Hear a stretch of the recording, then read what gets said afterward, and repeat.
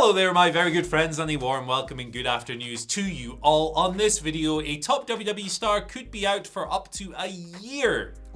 A top star is now a very important part of AEW creative. Andrade El Idolo has rejected an AEW pitch ahead of Collision. And a major update on Cody Rhodes versus Brock Lesnar 3. I'm Adam Wilborn. And I'm Andy Murray. And this is the After News. Braun Strowman. He's going to be out for ages. Oh. This really stinks. Yeah, it might be out for like a year. This is rubbish stuff.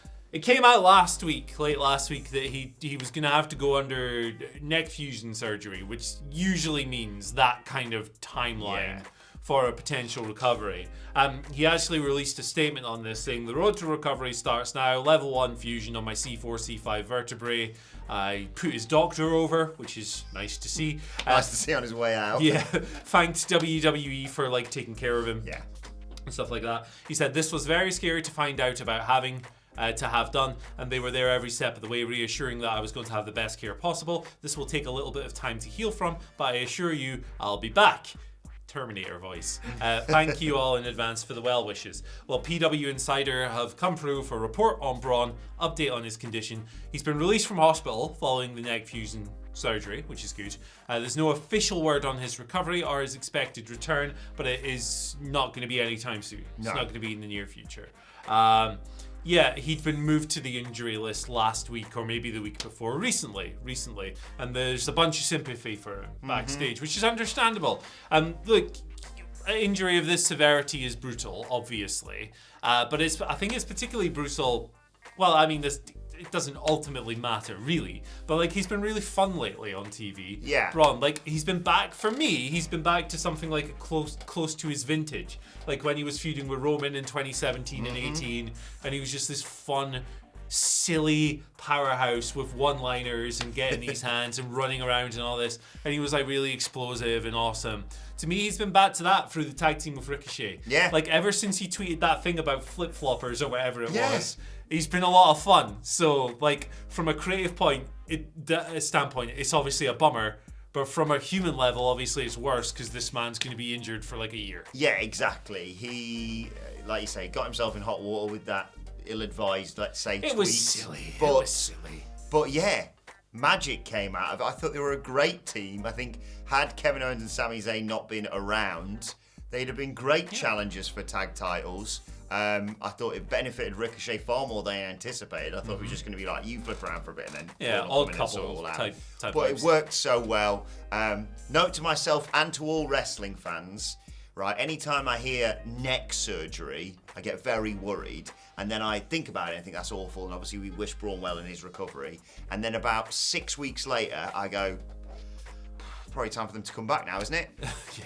He will come back when he's ready. Yeah. Just like Big E, I'd love to see them both in a ring tomorrow, but until they are ready, let's not sit there and speculate and say, I think actually we should have a surprise return for them at the Royal Rumble or whatever. If he's out for this long, that's how long he's out for. Not everyone is John Cena in terms of recovery. Not everyone should come back sooner than they anticipate. But it's going to be very interesting to see what the landscape of WWE looks like when he comes back, because he should be in and around the top. And as always, what I say, although it's less so here for Braun Strowman because he was on the upward trajectory, when people go away with injuries and then come back, they are hugely over. He's going to get a big pop. We should shout out the Gunther match from earlier this year. Yeah. Tremendous bit of work. Best wishes, speedy recovery, or as speedy as can be expected. Yes, speedy recovery within reason. Yeah. Right, let's talk a little bit. I teased this on the morning news, which you can go and check out now as well, about the top star who's now a very important part of AEW creative. This report comes from Dave Meltzer on Wrestling Observer Radio, and it is one Bryan Danielson, who Meltzer says has got a lot of booking influence in the company, with founder and CEO Tony Khan being of the belief that his and Bryan's thought processes are kind of the same thing when it comes to wrestling. They've been bouncing stuff off each other. Rampage's Championship Friday that they had just last week was reportedly a product of this. Meltzer said that Bryan has a lot of influence. He's becoming a very key part of creative. And Fightful Select reports in May that Danielson started contributing to AEW Creative ahead of Collision's launch, of course, later on this month. Not a bad wrestling brain to have around, is he? No, pretty good one across the board. Obviously, AEW Creative's undergone a few personnel switches recently with like the Danielson story here and like Will Washington coming in to help with continuity and stuff like that. So obviously Tony's changing a few things around. Like Danielson did creative in WWE to a capacity as well, and he got lots of praise for how he did that. So I can't really see how this is anything but a positive piece of news. He knows wrestling as well. Like the people in that room are people like him, Christopher Daniels, Sanjay Dutt, wrestling people, not like reality TV writer that we signed who doesn't know anything about the show. What do you mean everyone can't do Canadian Destroyers? Yeah, it's useful to have. And also, like, it's good to get away from, like, the old boys club as well, in terms of there's not some 70-year-old man who complains about modern wrestling on the internet in that creative room whose creative peak was, like, 40 years ago. And actually... Who could you possibly be talking about? Was never that great in a creative capacity anyway. There's no one like that in the room. Also, Bruce Pritchard, people like that aren't in the room, you know? Like, there's no old fuddy-duddies. You see people online when people talk about AEW Creative going, why isn't this name from way back when? And you can insert whoever you want into that one. Why is this 70-year-old who was in Memphis not on the show? Because he was a 70-year-old that was in Memphis, that's why. It's a new era, it's new minds, we need fresh people with fresh ideas. And wrestling's subjective. And Danielson's a genius, so... Yeah, I think he's a great mind to have around, and nice to see that he gels so well with Tony Khan and they can create stuff, because Rampage has been crap for quite some time, and Championship Friday was a load of fun. Yeah, it was. Speaking of fun, is this a fun one? I don't know. Transition to it without remembering the title. Not really is the answer. Oh, bollocks. Andrade El Idolo. So you remember recently AEW did those backstage segments. It was on the 10th of May. Where it was like Thunder Rosa's going in the office. Yeah. Miro's going to the office of Tony Khan, and it was like teases for Collision, which has since been announced. Andrade was at that show, but he did not want to do that segment. Okay. So Fightful Sledge reporting that he basically turned it down. There was some speed bumps with getting him back involved. This is seemingly one of them. Despite being at the tapings, he didn't want to do it. There's no word on why he didn't want to do it. He just said nah. He was then at Dynamite the following week as well, where he did like a backstage segment thing that went out on social media. That was the week, I believe, that Collision was actually announced. Yeah. And his name was in the press release. So he's going to be on that show. But yeah, there you go. There's some other interesting stuff here as well. Andrade's been injured since October. He's been working out in the ring. People close to him have indicated that he's not quite ready to wrestle yet, but he is being advertised for a show in Mexico in mid-June. No word on whether or not he'll be wrestling or just showing up and being handsome. But he's on his way back. It's been a long time since he's been involved, been in the mix. Lefexio and Ingo Bernabé is obviously still going on, still killing it. I love Roosh so much. Yeah. That man rules. They got Preston Vance, they got Jose the assistant, they got Drolistico. There's some fun stuff for him to come back into. Yeah, we all know, all read and heard and seen some of the issues that he's had backstage within AEW, but I think Collision is a welcome breath of fresh air for quite a few people in that locker room. You've mentioned some of the names there, and it's a fresh start for him, and I hope he's positioned high up within that company, because I think Andrade was a great acquisition. A weird release from WWE in terms of, I feel like they had so much more they could do with him. Underused. Yeah. So hopefully, just like CM Punk, Collision will provide another springboard for Andrade, and once he's ready, he can return to the ring and do what he does best. Yeah, absolutely. I'm looking forward to seeing him work again, and he looks like he's jacked now. I mean, he always was, but like there was a photo of him recently wearing a shirt, and I was like, he's gonna burst those buttons, brother. This man looks huge. I'm into it. Let's go. Right, let's talk about Cody Rhodes versus Brock Lesnar 3. They are having a rubber match, which is not, as I first assumed, where you suspend an eraser above the ring and it's whoever can rub out their homework first. It's apparently not going to be a dog collar match, as we reported either yesterday, that was pitched and shot down. But Dave Meltzer reported that on Wrestling Observer Radio, it is going to go down, the rubber match, at SummerSlam. Ford Field, match number 3. He also said that he presumes Cody goes over in that one.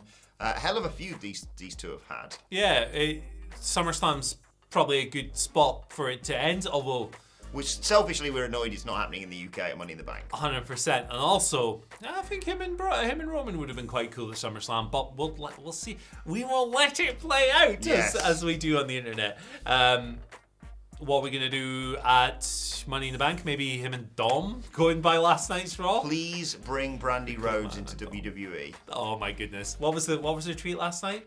Pappy won't hit Mommy, but Mommy will. Or something like that. Get her in, man. Brandy kicks ass. She's so chaotic. I think we can. I'm sorry, Kenny Omega and Will Ospreay, but the match of the year conversation ends if that gets booked for Money in the Bank. Brandy versus Rhea. Let's go. Brandy and Cody versus Rhea and Dom mixed tag. Oh my god.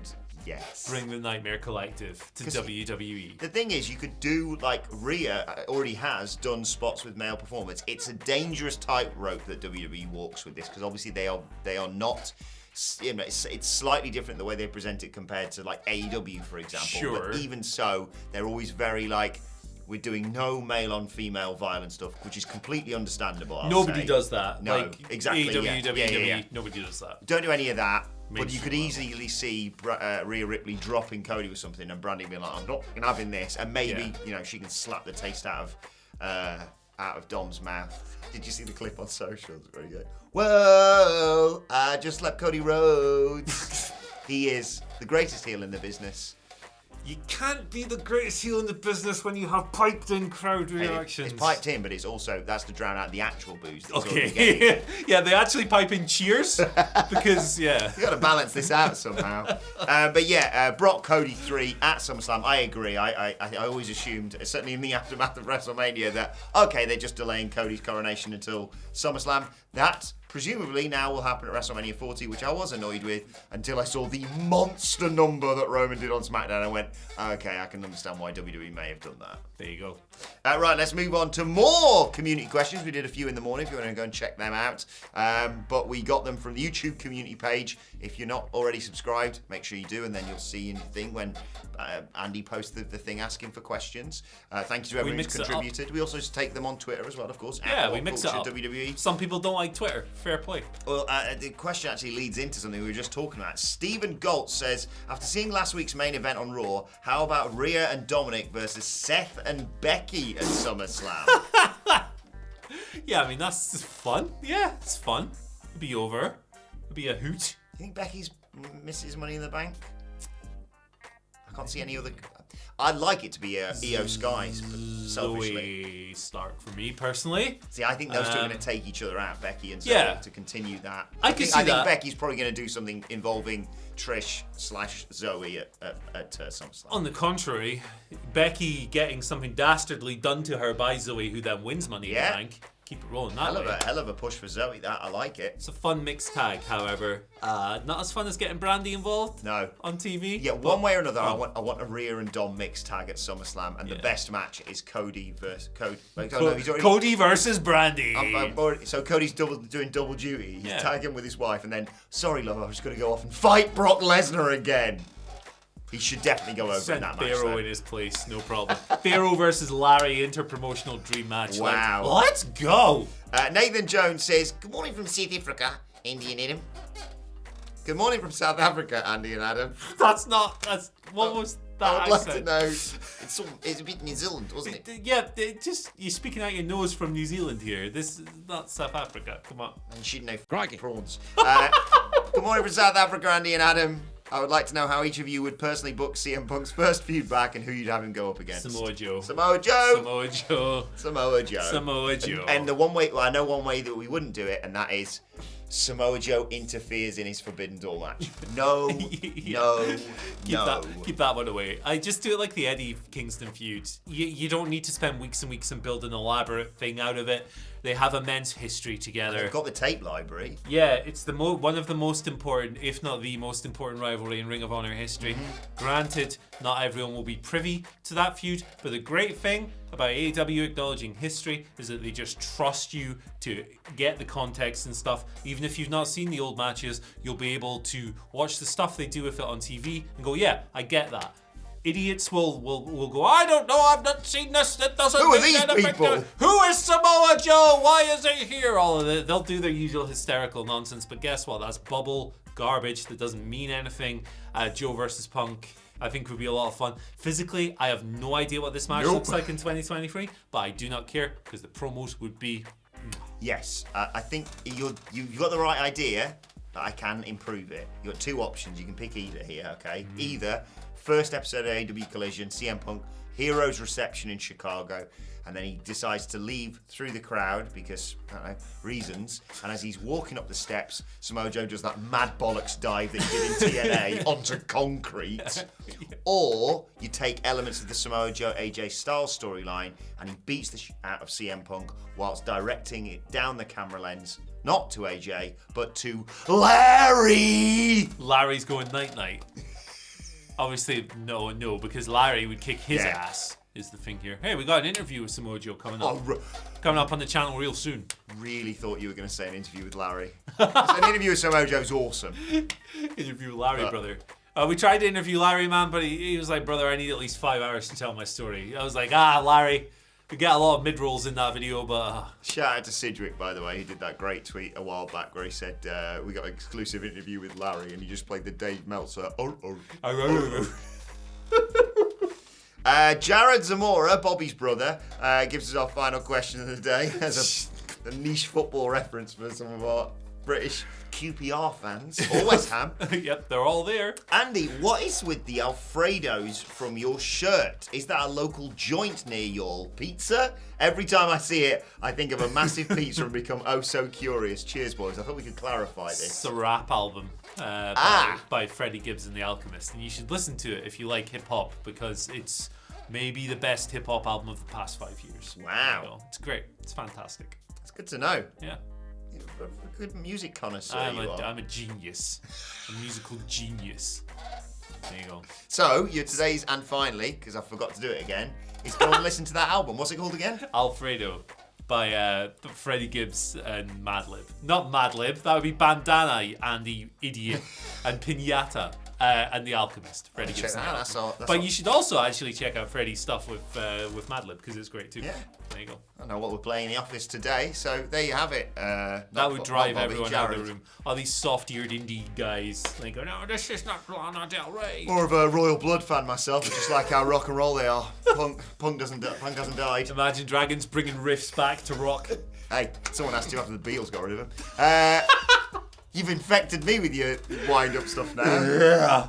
Right, let us know your thoughts on everything we've discussed. I was in a museum in Newcastle on Saturday, and there's like a music section for some reason, and it was like these bands. There was a Beatles record, there was a Bob Dylan record, and there was like a Rod Stewart record. I was looking at it going, man, not a riff between them. Not a single breakdown on any of these albums. What are we doing? Where's the chug parts? Jesus. Right, let us know your thoughts on that. And hey! You can play some riffs on that. Absolutely. More riffs than Paul and Ringo and John and all of them combined. I mean, you literally need more than zero. It's not hard. Well, let us know your thoughts on that, as if you need any encouragement in the comment section below. Like, share, subscribe to WhatCulture Wrestling. They're a very influential band, the Beatles. They actually influenced me quite a lot to never listen to their music. People are going to be pissed. Anyway. WhatCulture Wrestling, wherever you get your podcasts from, for daily wrestling podcasts. By the time this goes out, we'll have reviewed Monday Night Raw, and we may well be looking ahead to the show formerly known as NXT 2.0. Crikey dingo. Chair, man. Yo! A little bit later on today. You made me wait for that one. Twitter questions, if you want to send it to us, community questions at WhatCulture WWE. Community is literally on the page you're on right now. Thoughts, all that good stuff. You can follow Andy Murray on Twitter at Andy H. Murray. The H stands for... You can follow me on Twitter at Adam Wilborn. Follow us all at WhatCulture WWE. And hey, go and check out today's morning news video whilst you're at it. But for now, my thanks to Andy Murray. Thank you for joining us, and we will see you soon. Yellow Submarine.